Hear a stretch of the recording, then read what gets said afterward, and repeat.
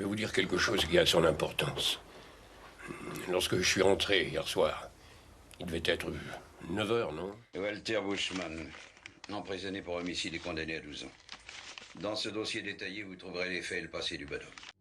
Je n'aime pas qu'on se foute de moi, tu entends? Tu as rencontré la gosse et tu lui as parlé de la reconnaissance de dette. Elle veut vivre en paix. Elle ne l'est pas. Elle exagère un peu. Est-ce qu'elle pense à moi, à ma paix à moi? Moi aussi, j'ai longtemps aimé Beate. Je vous en parlerai. Oui, d'elle et de moi. Je réagis vite, il le faut. Et moi, j'ai mes bestioles. Cela console. Mon ami, ce n'est pas qu'une question de prestige. Ce serait un moindre motif, une chose superficielle. Un drame qui se nourrit seulement de cela manque à coup sûr de substance. Désolé de vous contredire, mais ça ne résiste pas à l'analyse. Le train a été lavé avant. 6 femmes étaient passées par là pour nettoyer. Elles n'ont trouvé aucun objet. Les jours se ressemblent tous ici, dans notre campagne. Ce qui nous plairait est ailleurs, ce qui nous intéresserait. Et la belle vie nous passe sous le nez. On essaie tous de suivre la mode. On fait comme on peut avec ce qu'on a, mais les moyens pécuniaires nous manquent.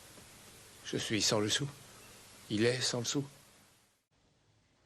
Fais pas le con. J'ai pas d'argent. Notre union était devenue une sorte de supplice pour elle, pour moi. Je peux être l'assassin. Qu'est-ce que vous en savez? J'ai maintes fois eu envie de la supprimer. J'y ai pensé souvent. La danse était devenue une passion pour notre fille. Ça ne nous plaisait pas du tout. On l'a souvent supplié de ne pas aller aussi souvent à Munich.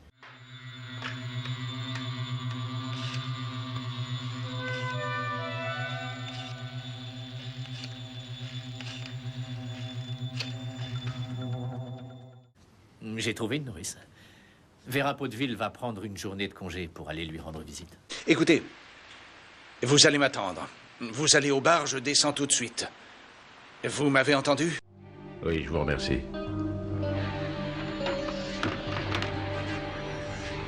Tu dois filer tout de suite. Sur la cause du décès.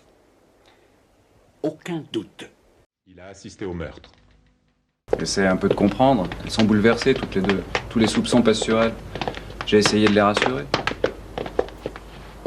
Vous êtes encore là, vous? Je suis venu à Munich pour trouver un emploi. C'est dur de se retrouver sans rien à mon âge, de se dire que tout est fichu. Comment est-ce que tu vois ta vie? Mais qu'est-ce que tu vas imaginer? Vous voulez toujours tout avoir sans fatigue et sans travail. Et vous attendez toujours que ça vous tombe tout rôti dans le bec. J'ai voulu satisfaire votre curiosité. Alors me voilà. Voilà l'objet de votre curiosité. Vous savez, j'ai monté un cabinet car je suis médecin et quand j'ai commencé, je suis parti de zéro. Et j'aimerais assurer ma succession. Procureur général? C'est une profession dont on peut se vanter.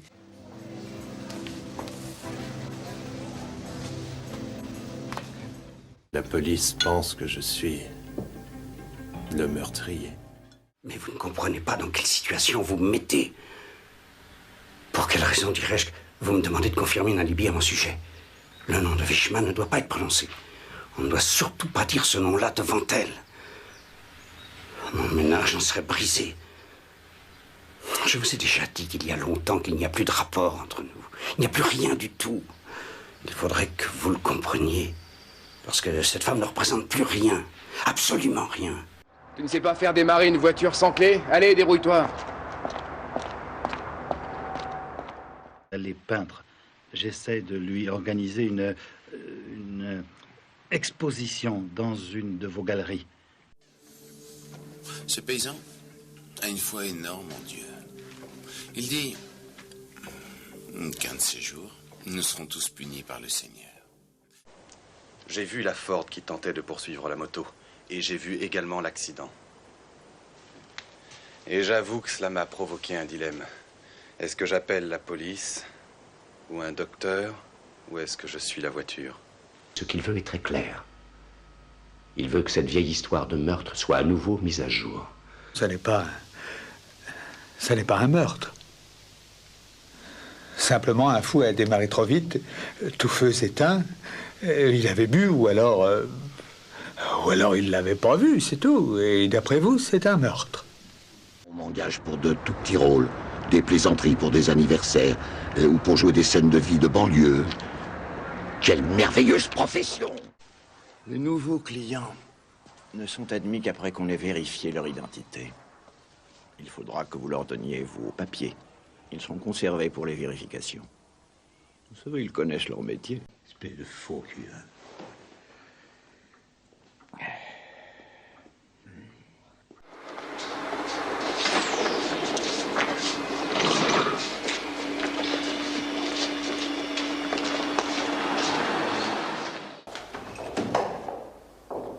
Monsieur Pouchka!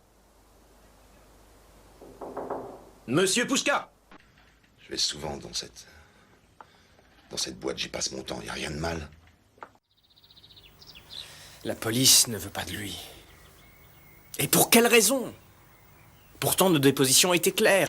C'est un chauffeur qui livrait parfois des déchets chez nous. Et qu'est-ce qu'il a fait?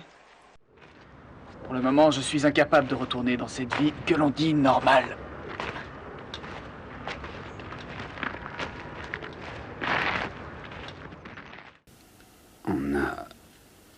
On est allé dans un bistrot.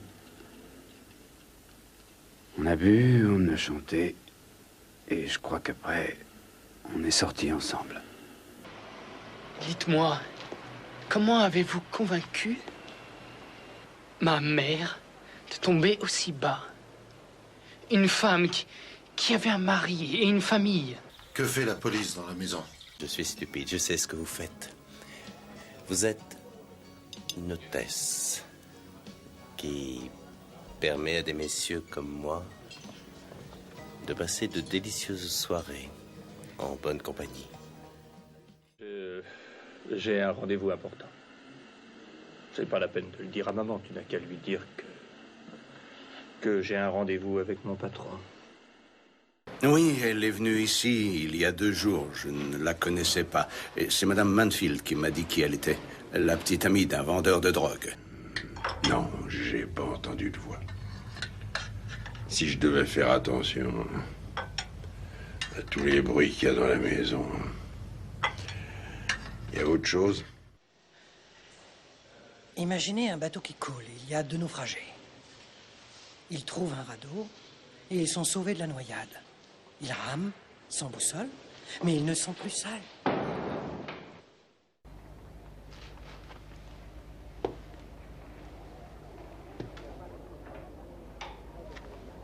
Excusez-moi, c'est la chambre 312? Je ne suis pas au courant.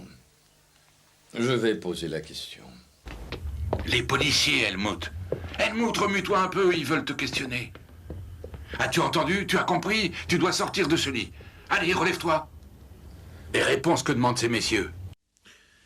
Un fils qui arrive à penser que son propre père ait envie de le tuer?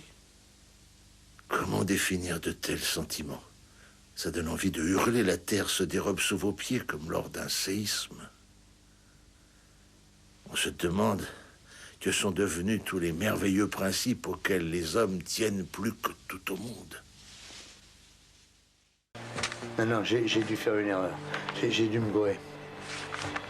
6, 9, 12. Il faut que je le marque. Je suis sûr que c'est moi qui me trompe. Un bout de papier. Et je recommence.